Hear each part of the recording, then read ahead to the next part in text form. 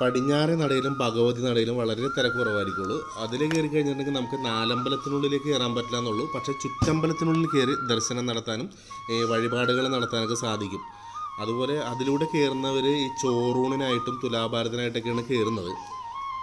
രാവിലെയും വൈകിട്ടും 4:30 മുതൽ 6 മണി വരെ ഈ 60 വയസ്സിന് മുകളിലുള്ളവർക്ക് പ്രത്യേകം ഒരു ക്യൂ ഉണ്ട്. അപ്പോൾ അതിലൂടെ കയറി കഴിഞ്ഞിട്ടുണ്ടെങ്കിൽ പ്രായമുള്ളവർക്ക് പെട്ടെന്ന് കയറാനും ഇറങ്ങാനും സാധിക്കും. ഇപ്പോൾ നമ്മൾ ഈ നേരെ കാണുന്നതാണ് പടിഞ്ഞാറേ നട. ഈ പടിഞ്ഞാറേ നടയിൽ നിന്ന് വടക്കുവശത്തായിട്ടാണ്, പടിഞ്ഞാറേ നടയുടെ വടക്കുവശത്തായിട്ടാണ് ക്ഷേത്രക്കുളം വരുന്നത്. ഈ ക്ഷേത്രക്കുളത്തിൻ്റെ പടിഞ്ഞാറ് സൈഡിലായിട്ടാണ് ഊട്ടുപുര വരുന്നത് കേട്ടോ. അപ്പോൾ ഊട്ടുപുരയിലും ക്ഷേത്രത്തിലും കയറാനായിട്ട് ജീൻസോ പാൻറ്റോ എന്നുള്ളതൊന്നും അനുവദിക്കുന്നതല്ല. നമ്മുടെ മുണ്ടുകൾ മാത്രമേ പറ്റുള്ളൂ. അതായത് കള്ളിമുണ്ടൊന്നുമല്ല, വെള്ളമുണ്ടോ ഈ കാവിമുണ്ടോ അങ്ങനെയുള്ള മുണ്ടുകൾ മാത്രമേ ക്ഷേത്രത്തിൽ പ്രവേശിക്കുന്ന സമയത്തും ഈ ഊട്ടുപുരയിൽ പ്രവേശിക്കുന്ന സമയത്തും ഉപയോഗിക്കാൻ പാടുള്ളൂ.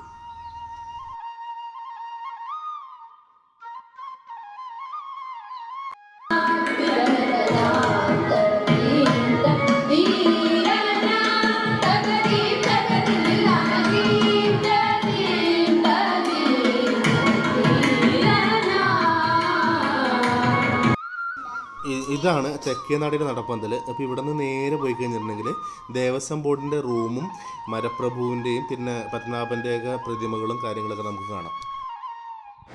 അപ്പോൾ നമ്മുടെ ഈ മരപ്രഭുവും കേശവനും പത്മനാഭനൊക്കെ നിൽക്കുന്നത് ശ്രീവത്സം ഗസ്റ്റ് ഹൗസിൻ്റെ ഉള്ളിലാണ് കേട്ടോ. അതായത് ഗുരുവായൂർ ദേവസ്ഥത്തിൻ്റെ ഒക്കെ അടുത്തായിട്ട് നമ്മുടെ തെക്കേ നടപ്പന്തൽ വഴി നമ്മൾ പുറത്തേക്ക് വരുമ്പോൾ കാണുന്നതാണ് ഈ ഭാഗങ്ങളൊക്കെ.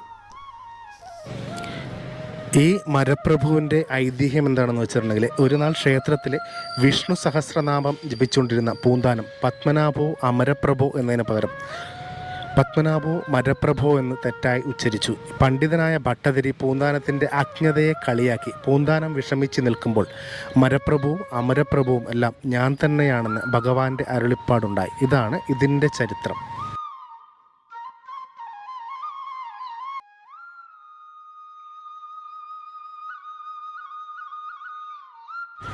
ഇപ്പോൾ എൻ്റെ പുറകിലായിട്ട് കാണുന്നതാണ് ഗുരുവായൂർ കേശവൻ്റെ പ്രതിമയാണ് കാണുന്നത്. 1976 ഡിസംബർ 30 ഏകാദശി ദിവസമാണ് ഈ ഗുരുവായൂർ കേശവൻ ചരിഞ്ഞത്.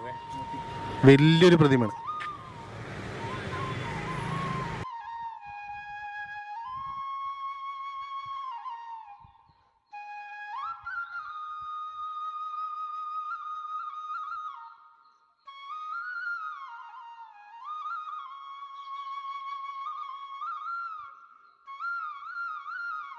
ഫ്രണ്ട്സ്, ഇപ്പോൾ എൻ്റെ പുറകിലായിട്ട് കാണുന്നതാണ് ഈ കാണുന്ന ആനയുടെ പ്രതിമയുണ്ടല്ലോ. ഇതാണ് ഗജരാജരത്നം ഗുരുവായൂർ പത്മനാഭൻ കേട്ടോ.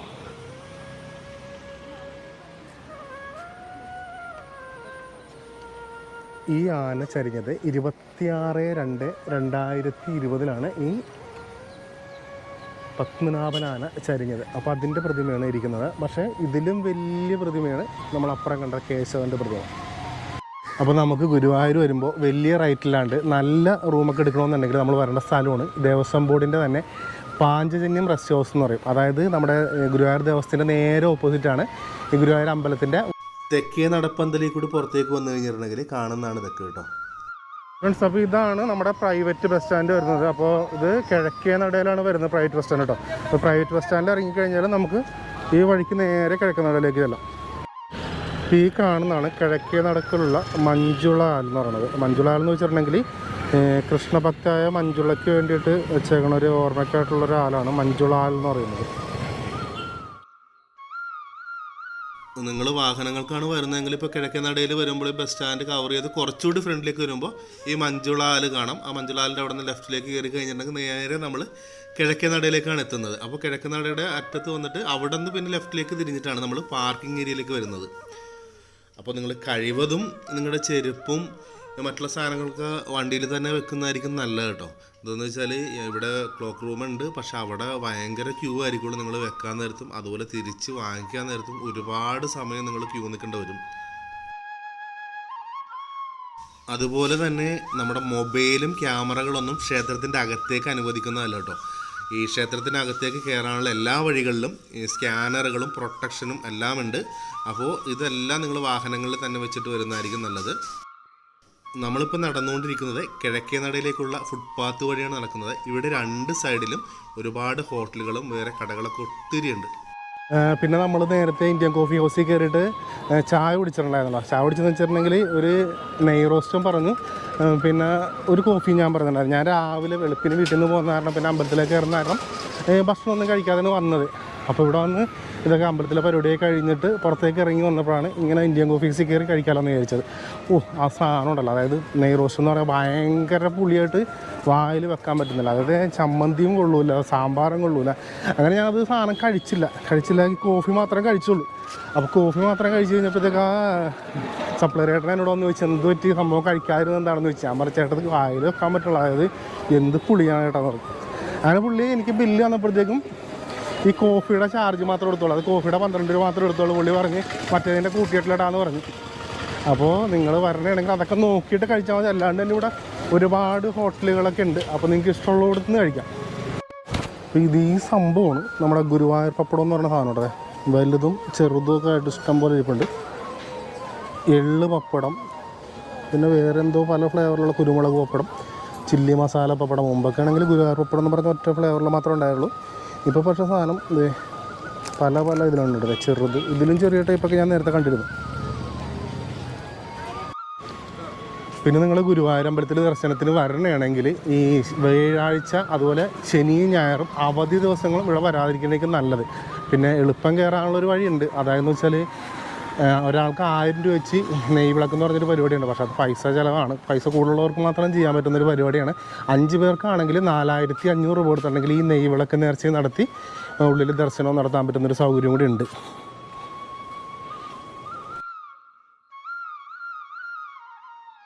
അതല്ലെങ്കിൽ നമ്മളിവിടെ വന്ന് ക്യൂ നിന്നിട്ടുണ്ടെങ്കിൽ ഒരു 3-4 മണിക്കൂർ, മിനിമം 3-4 മണിക്കൂർ എടുക്കും.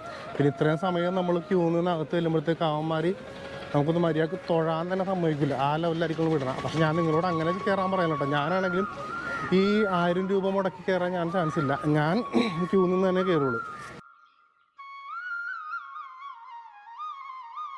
ഇത് നേരെ പുറകിലായിട്ട് കാണുന്നതാണ് ദേവസ്വം ബോർഡിൻ്റെ പുതിയ പാർക്കിംഗ് കോംപ്ലക്സ്. അപ്പോൾ ഇതെന്ന് വെച്ചാൽ നമ്മൾ ലുലു മാളിലൊക്കെ ചെന്ന് പാർക്ക് ചെയ്യുന്നോട്ട് ഒരു 3-4 നിലയിൽ അടിപൊളിയായിട്ട് പാർക്ക് ചെയ്യാനുള്ള സൗകര്യമൊക്കെ ഉണ്ട്. ലിഫ്റ്റും കാര്യങ്ങളും പിന്നെ ബാത്റൂം, ടോയ്ലറ്റ് സംഭവങ്ങളൊക്കെ എല്ലാം ഉണ്ട്. അപ്പോൾ അതുകൊണ്ട് അടിപൊളി പാർക്കിംഗ് ഏരിയയൊക്കെയാണ്. പക്ഷേ തിരക്കുള്ള ദിവസങ്ങളിൽ വന്നിട്ടുണ്ടെങ്കിൽ ഇവിടെയൊക്കെ ഫുള്ളായി പോകും. പിന്നെ വേറെ നമ്മൾ പുറത്തുള്ള പാർക്കിംഗ് ഏരിയയിലൊക്കെ ഇടേണ്ടി വരും. ഗുരുവായൂർ കണ്ണനെ കാണാൻ വന്നു കഴിഞ്ഞിട്ടുണ്ടെങ്കിൽ നമ്മൾ കാണേണ്ട പ്രധാനപ്പെട്ട അമ്പലങ്ങളാണ് മമ്മിയൂരും. പിന്നെ അതുപോലെ ഈ റെയിൽവേ സ്റ്റേഷൻ്റെ അടുത്തായിട്ട് ഒരു ക്ഷേത്രം കൂടി ഉണ്ട്. അപ്പോൾ അതും കൂടി ഒന്ന് ഞാൻ കാണിച്ചു തന്നേക്കാം. പിന്നെ നിങ്ങൾക്ക് ഇവിടെ വരുമ്പോൾ ഏതൊക്കെ വഴിക്ക് വരാൻ പറ്റും, അതായത് നിങ്ങൾ ട്രെയിനൊക്കെയാണ് വരുന്നെങ്കിൽ ആ റെയിൽവേ സ്റ്റേഷൻ കൂടി കാണിച്ചു തന്നേക്കാം. റെയിൽവേ സ്റ്റേഷൻ്റെ അവിടെ നിന്ന് ഒരു 3/4 കിലോമീറ്റർ മാത്രമേ അമ്പലത്തിലേക്ക് ദൂരമുള്ളൂ. പിന്നെ KSRTC ബസ് സ്റ്റാൻഡ് വരുന്നതാണെങ്കിൽ നേരെ പടിഞ്ഞാറേ നടയിൽ അവിടെ നിന്ന് ഒരു 200 മീറ്റർ, ഈ പ്രൈവറ്റ് ബസ് സ്റ്റാൻഡാണെങ്കിലും ഒരു 200 മീറ്റർ കിഴക്കേ നടയിൽ. അപ്പോൾ കിഴക്കേ നടയിൽ പ്രൈവറ്റ് ബസ് സ്റ്റാൻഡും പടിഞ്ഞാറേ നടയിൽ ഈ KSRTC ബസ് സ്റ്റാൻഡാണ് വരുന്നത്. അപ്പോൾ നമുക്കിനി അടുത്ത് നമ്മൾ ഈ റെയിൽവേ സ്റ്റേഷൻ കൂടി ഒന്ന് നോക്കാം. എന്നാലും ഇങ്ങോട്ട് വരാനുള്ള കണക്ടിവിറ്റിയൊക്കെ നിങ്ങൾക്ക് അറിയാൻ പറ്റുള്ളൂ. അങ്ങനെ നമ്മൾ അമ്പലത്തിലേക്ക് കയറി വന്ന് വിശപ്പ് കാരണം നമ്മൾ ഇന്ത്യൻ കോഫി ഹൗസിൽ കയറിയിട്ടുണ്ടായിരുന്നു. പക്ഷേ അവിടെ നിന്ന് നമുക്ക് സാധനം കിട്ടിയതൊരു സുഖമായില്ല. അപ്പോൾ അവിടെ കഴിച്ചില്ല. അപ്പോൾ എന്തായാലും നമുക്ക് നമ്മുടെ കഞ്ഞിയും സാധനങ്ങളൊക്കെ മതി. കഞ്ഞിയും ചെറിയ പപ്പടവും അങ്ങനെയുള്ള സാധനങ്ങളായിട്ട് കഴിക്കാമെന്ന് വെച്ചപ്പോൾ ബസ് സ്റ്റാൻഡ് തന്നെ, അതായത് ഈ ഗുരുവായൂർ പ്രൈവറ്റ് ബസ് സ്റ്റാൻഡിൻ്റെ അടുത്ത് തന്നെ കഞ്ഞിക്കടയുണ്ട്. അപ്പോൾ നമ്മൾ അവിടെയാണ് കയറിയേക്കണം. എന്തായാലും ഇത് നമുക്കൊന്ന് കഴിച്ചു നോക്കട്ടെ. അത് അവിടത്തെ എനിക്ക് ഒട്ടും ഇഷ്ടപ്പെട്ടില്ല. നമുക്ക് നമ്മുടെ കഞ്ഞിയൊക്കെ മതിയേ. എന്തരിയാണ് കേട്ടത്? കുത്തരിയാണ് അല്ല, കുത്തരിയുടെ എന്നിട്ട് ഉപ്പ് കുറവുണ്ട്. നമുക്ക് കുറച്ച് ഉപ്പ് കൂടി ഇട്ടേക്കാം. എന്തായാലും സംഭവം കൊള്ളട്ടെ. ഉപ്പില്ലാണ്ട് കഴിച്ചിട്ട് സാധനം ടേസ്റ്റ് ഉണ്ട്. മറ്റേതെന്താ വെറുതെ ഭയങ്കര പുളി പോലെ വായിൽ വെക്കാൻ കൊള്ളില്ല. പിന്നെ എന്തെങ്കിലും ചമ്മന്തികൾ നന്നായിരിക്കണ്ടേ. ഇതെന്തായാലും നമ്മൾ അടിപൊളിയാണ്. കഞ്ഞി കൊള്ളാം. നേരത്തെ കഞ്ഞി കഴിച്ചാൽ മതിയായിരുന്നു. ഞാൻ ബസ് സ്റ്റാൻഡിൻ്റെ അടുത്ത് കൂടെ നേരത്തെ പോയതാണ്. പിന്നെ അന്നേരം രാവിലെ തന്നെ കഴിക്കണ എങ്ങനെയാണെന്ന് വെച്ചിട്ടാണ് തിരിച്ച് വരുമ്പോൾ കഴിക്കാമെന്ന് വിചാരിച്ച്. കുഴപ്പമില്ല. ഒരു ഒലത്തുണ്ട്. പിന്നെ നാരങ്ങച്ചാറ്. പിന്നെ ഉള്ളതാണ് ഒരു പപ്പടം.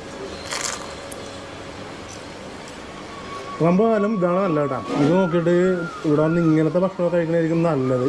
ഇത് നിങ്ങളുടെ അനുസരിച്ചിട്ടാണ്. എനിക്ക് ഇഷ്ടമായിട്ട് തോന്നിയത് കഞ്ഞിയാണ്. അവിടുത്തെ എനിക്ക് അത്ര വലിയ ഇതായിട്ട് തോന്നിയില്ല. ഇതൊക്കെ കഴിച്ച് കഴിഞ്ഞിട്ട് നമുക്ക് അടുത്ത കാഴ്ച. അപ്പോൾ നേരെ പുറകിൽ കാണുന്നതാണ് പ്രൈവറ്റ് ബസ് സ്റ്റാൻഡ്. ഞാൻ കഞ്ഞി കുടിച്ച കട ഇതാണ് ദേവകി എന്ന് പറഞ്ഞുള്ള ഹോട്ടലാണ്. ചെറിയ ഹോട്ടലാണ്. വെറും 30 രൂപ മാത്രം വന്നുള്ളൂ നമുക്കൊരു കഞ്ഞി കുടിക്കാൻ വേണ്ടിയിട്ട്. അപ്പോൾ ഞാൻ ഒറ്റയ്ക്ക് വന്ന കാരണം ഇതുപോലെ ചെറിയ രീതിയിലുള്ള ചിലവ് ചെയ്യാനായിട്ട് ഞാൻ നോക്കുകയുള്ളൂ. കാരണം നമ്മൾ ഈ വ്ളോഗിങ്ങിന് വേണ്ടിയിട്ട് ഒരുപാട് ചിലവ് നമുക്ക് പറ്റില്ല. അപ്പോൾ അതുകൊണ്ട് ചെറിയ രീതിയിൽ നമ്മൾ കഴിച്ചു. പക്ഷേ ആദ്യം ഞാൻ കയറിയത് ഇന്ത്യൻ കോഫി ഹൗസിൽ തന്നെയാണ്. പക്ഷേ അവിടുത്തെ ഭക്ഷണം മോശമായതുകൊണ്ടാണ് ഇവിടെ കയറി കഴിച്ചത്. ഇവിടെ എന്തായാലും ചെറിയ കടയാണെങ്കിലും കുഴപ്പമൊന്നുമില്ല. 30 രൂപയ്ക്ക് എന്തായാലും ഇതാണ്. ഞാൻ അത് കുറച്ച് കഴിച്ചോളൂ. നമ്മളിന്ന് കുറേ നടക്കാനുള്ളതല്ല. അപ്പോൾ അതുകൊണ്ട് അങ്ങനെ നിർത്തി. ഇവിടെ നിന്ന് 200 മീറ്ററും കൂടി പോയി കഴിഞ്ഞിട്ടുണ്ടെങ്കിൽ നമ്മൾ റെയിൽവേ സ്റ്റേഷനിലേക്ക് എത്തും കേട്ടോ.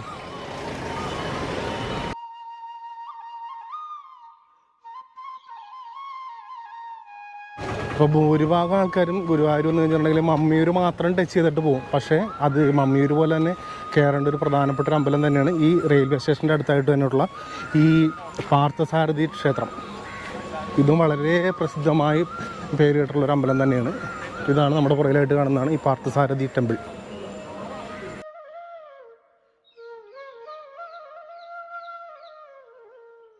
അപ്പോൾ നമ്മളിപ്പോൾ നിൽക്കുന്നത് ഗുരുവായൂർ റെയിൽവേ സ്റ്റേഷനിലാണ്. അപ്പോൾ നിങ്ങളിപ്പോൾ എറണാകുളത്ത് നിന്ന് അല്ലെങ്കിൽ വേറെ എവിടെയെങ്കിലുമൊക്കെ ദൂരെ നിന്ന് ട്രെയിനിന് വരുന്നതാണെങ്കിൽ ഇവിടെ വന്ന് ഇറങ്ങിയിട്ട് ജസ്റ്റ് ഒരു 3/4 കിലോമീറ്റർ മാത്രം പോകാനുള്ളൂ. അല്ലെങ്കിൽ ഇവിടെ ഓട്ടോ സൗകര്യമൊക്കെ ഉണ്ട്. പ്രീപെയ്ഡ് ഓട്ടോയും ടാക്സി കുറവാണെന്ന് തോന്നും. എന്നാലും ജസ്റ്റ് നടക്കാനുള്ള ദൂരം മാത്രമേ ഉള്ളൂ.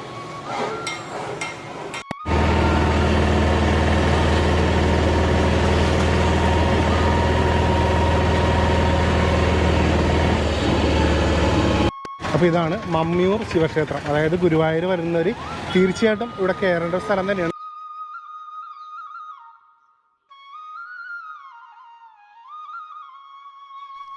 അപ്പോൾ ഫ്രണ്ട്സ്, ഇതൊക്കെയാണ് നമുക്കിവിടെ ഗുരുവായൂരപ്പൻ്റെ അനുഗ്രഹത്താൽ കാണിക്കാൻ പറ്റിയിട്ടുള്ളത്. ഗുരുവായൂർ ക്ഷേത്രവും ക്ഷേത്രത്തിൻ്റെ പരിസരത്തോടനുബന്ധിച്ചിട്ടുള്ള കാര്യങ്ങളൊക്കെയാണ് നമ്മൾ ഈ വീഡിയോയിൽ ഉൾപ്പെടുത്തിയിട്ടുള്ളത്.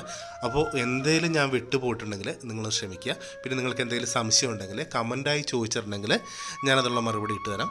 പിന്നെ നിങ്ങൾ ആദ്യമായിട്ടാണ് ഈ ചാനൽ കാണുന്നതെങ്കിൽ നിങ്ങൾ തീർച്ചയായിട്ടും സബ്സ്ക്രൈബ് ചെയ്യണം. പിന്നെ നിങ്ങളുടെ കൂട്ടുകാർക്കൊക്കെ ഒന്ന് ഷെയർ ചെയ്ത് കൊടുക്കേണ്ട കാര്യം മറക്കരുത്. അപ്പോൾ വീണ്ടും മറ്റൊരു നല്ല വീഡിയോയുമായി വരുന്നവരെ ബായ്.